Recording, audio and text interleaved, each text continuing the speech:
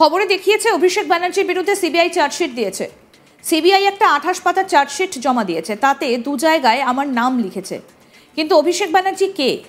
MLA না MP? কোথায় থাকে, কার ছেলে, কি করে, কিচ্ছু লেখেনি। বিজেপি যেমন ভাববাচ্চে কথা বলে, তেমন সিবিআইও ভাববাচ্চে কথা বলেছে। সিবিআইকে ভৎসনা করলেন অভিষেক ব্যানার্জি। তৃণমূল কংগ্রেসের সাধারণ সম্পাদক অভিষেক ব্যানার্জি সিবিআই এর তদন্তকারীদের উদ্দেশ্যে চ্যালেঞ্জ ছুড়ে দিলেন।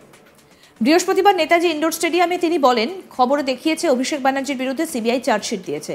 সিবিআই একটা 28 পাতার চার্জশিট জমা দিয়েছে, তাতে দু জায়গায় আমার নাম লিখেছে।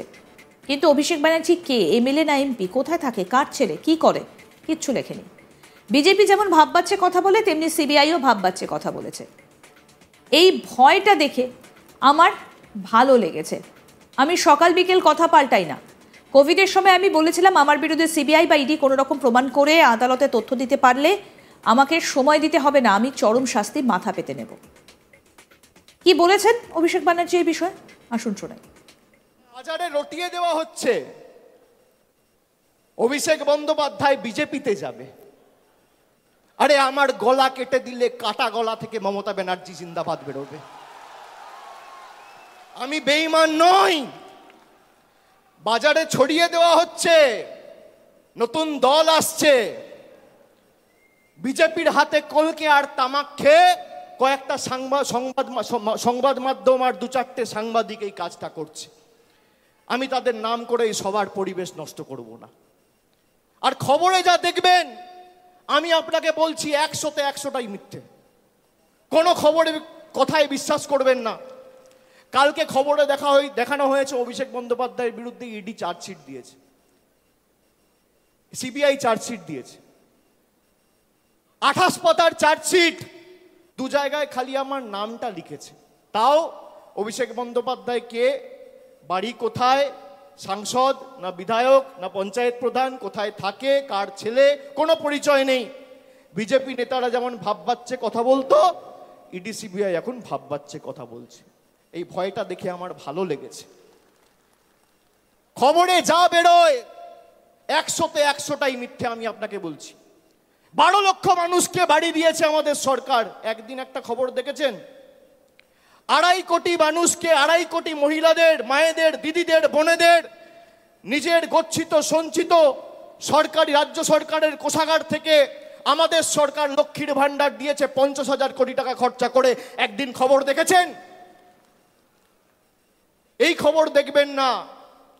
পথশ্রীতে প্রায় গত 3 বছরে 15,000 কোটি টাকা খরচা করে প্রায় 24,000 কিলোমিটার রাস্তা তৈরি করেছে। খবরে দেখেছেন?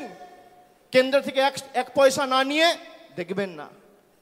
অভিষেক ব্যানার্জির বিরুদ্ধে সিবিআই চার্জশিট দিয়েছে। আরে আমি সকাল বিকেল কথা পাল্টাই না। 5 বছর আগে কোভিডের সময় 2020 সালে বলেছিলাম যে আমার বিরুদ্ধে যদি কোনো রকম কোনো প্রমাণ বা কোনোভাবে সিবিআই বা ইডি প্রমাণ করতে পারে বা তথ্য দিতে পারে আদালতে যে আমার প্রত্যক্ষ বা পরোক্ষ মদতে কোনো ভুল হয়েছে, কোনো দুর্নীতি হয়েছে, কেউ 10 পয়সা তুলেছে, আপনাকে চার্জশিট দিতে হবে না, সামান দিয়ে আমায় ডাকতে হবে না, ফাঁসির মঞ্চ করুন, গৃহে মৃত্যুবরণ করব। আজকে একই কথা বলছি। আপনার কাছে প্রমাণ থাকলে প্রমাণ দেবেন। আমাকে তো সিবিআই ডেকেছিল, নবজোয়ারে যখন গেছিলাম, যাত্রা বন্ধ করে এসেছি একদিনের জন্য। সিবিআই দপ্তরে গেছি, 10 ঘন্টা জিজ্ঞাসাবাদ করেছে। তারপরের দিন আবার বাঁকুড়ায় গিয়ে নবজোয়ার শুরু করেছি। কাঁচকলা।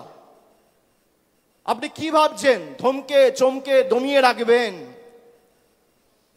আমি অন্য ধাতুতে তৈরি। আপনি যত প্রহার করবেন, যত আঘাত করবেন, মানুষের কাছে যাব, মাথা নত করে সমর্থন চাইব। আপনাদের কাছে আত্মসমর্পণ, বশ্যতা স্বীকার করার পাত্র অভিষেক বন্দ্যোপাধ্যায় নয়। দলের কর্মীদের হুঁশিয়ারি দিয়ে বলেন, কেউ দলের শৃঙ্খলার বাইরে যাবেন না। অনেকেই সংবাদ মাধ্যমে টিকে থাকার জন্য অনেক কিছু বলছেন, যা উচিত নয়। দলের ভাবমূর্তি ক্ষুণ্ণ হয় এমন কাজ থেকে সবাইকে বিরত থাকতে হবে। অনেকে সংবাদ মাধ্যমের সস্তায় খালি সংবাদ মাধ্যমে টিকে থাকবেন বলে দলের শৃঙ্খলা না মেনে অনেক কথা বলছে। এগুলো করবেন না। যদি কেউ দলকে ভালোবাসেন, সে কোনোদিন দলের শৃঙ্খলার বাইরে যাবে না। একটা কর্মী দলের শৃঙ্খলার বাইরে যায় না। আমি এমএলএ, আমার কত ক্ষমতা, আমি দলের মুখপাত্র, আমার কত ক্ষমতা, আমি দলের সাংসদ, আমার কত ক্ষমতা দেখাতে গিয়ে আপনি দলকে ছোট করছেন। যারা এই কাজগুলো করেছে একদিকে ভালো হয়েছে, তাদের চিহ্নিত করা হয়ে গেছে। বিগত দিনে যারা দলের সঙ্গে বেইমানি করেছিল, মুকুল রায়, শুভেন্দু অধিকারী, এদেরকে চিহ্নিত করার কাজ আমিই করেছিলাম। আগামী দিনে দলের সঙ্গে কেউ বেইমানি করার চেষ্টা করলে এদের লেজে গোবরে করে প্যাকেট করে বাংলা ছাড়া করার দায়িত্বটা আমি আমার কাঁধে তুলে নিলাম। এই বিষয়ে কি বলছেন অভিষেক ব্যানার্জি, শুনবো। সস্তায় খালি সংবাদ মাধ্যমে টিকে থাকবেন বলে দলের শৃঙ্খলা না মেনে অনেক কথা বলছেন, এগুলো করবেন না। যদি কেউ দলকে ভালোবাসেন সে কোনোদিন দলের শৃঙ্খলার বাইরে যাবে না। একটা কর্মী কোনোদিন দলের শৃঙ্খলার বাইরে যায় না।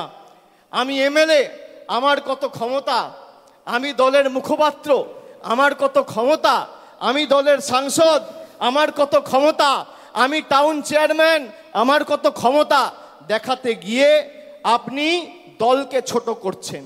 আর যারা এই কাজগুলো করেছে, একদিকে ভালো হয়েছে, তাদেরকে চিহ্নিত করা গেছে।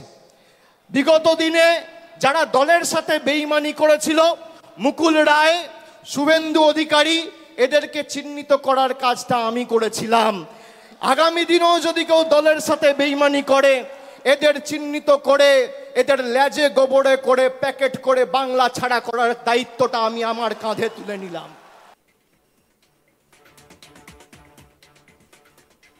খবরে দেখিয়েছে অভিষেক ব্যানার্জির বিরুদ্ধে সিবিআই চার্জশিট দিয়েছে। সিবিআই একটা 28 পাতার চার্জশিট জমা দিয়েছে, তাতে 2 জায়গায় আমার নাম লিখেছে।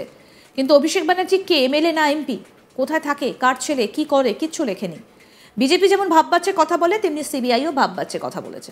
সিবিআইকে ভৎসনা করে বললেন অভিষেক ব্যানার্জি। তৃণমূল কংগ্রেসের সাধারণ সম্পাদক অভিষেক ব্যানার্জি সিবিআই এর তদন্তকারীদের উদ্দেশ্যে রীতিমতো চ্যালেঞ্জ ছুড়ে দিয়েছেন এদের। বৃহস্পতিবার নেতাজি ইন্ডোর স্টেডিয়ামে তিনি বলেন, খবরে দেখিয়েছে অভিষেক ব্যানার্জির বিরুদ্ধে সিবিআই চার্জশিট দিয়েছে। সিবিআই একটা 28 পাতার চার্জশিট জমা দিয়েছে, তাতে 2 জায়গায় আমার নাম লিখেছে। কিন্তু অভিষেক ব্যানার্জি কে, এমএলএ না এমপি, কোথায় থাকে, কার ছেলে, কি করে, কিচ্ছু লেখেনি। বিজেপি যেমন ভাববাচ্চে কথা বলে, তেমন সিবিআইও ভাববাচ্চে কথা বলেছে। এই ভয়টা দেখে আমার ভালো লেগেছে। আমি সকাল বিকেল কথা পাল্টাই না। কোভিডের সময় আমি বলেছিলাম, আমার বিরুদ্ধে সিবিআই বা ইডি কোনো রকম প্রমাণ করে আদালতে তথ্য দিতে পারলে আমাকে সময় দিতে হবে না, আমি চরম শাস্তি মাথা পেতে নেব। কি বলেছেন এই বিষয়ে অভিষেক ব্যানার্জি, আসুন আরেকবার শুনি। বাজারে রটিয়ে দেওয়া হচ্ছে, অভিষেক বন্দ্যোপাধ্যায় বিজেপিতে যাবে। আরে আমার গলা কেটে দিলে কাটা গলা থেকে মমতা ব্যানার্জি জিন্দাবাদ বেরোবে। আমি বেঈমান নই। বাজারে ছড়িয়ে দেওয়া হচ্ছে, নতুন দল আসছে। আরও আপডেট পেতে দেখতে থাকুন আজ তাক বাংলা। সাবস্ক্রাইব করুন, নোটিফিকেশন পেতে বেল বাটন অপশন প্রেস করুন, হোয়াটসঅ্যাপে ফলো করুন আজ তাক বাংলা। ভিডিওটা লাইক করুন, শেয়ার করুন, কমেন্ট করুন।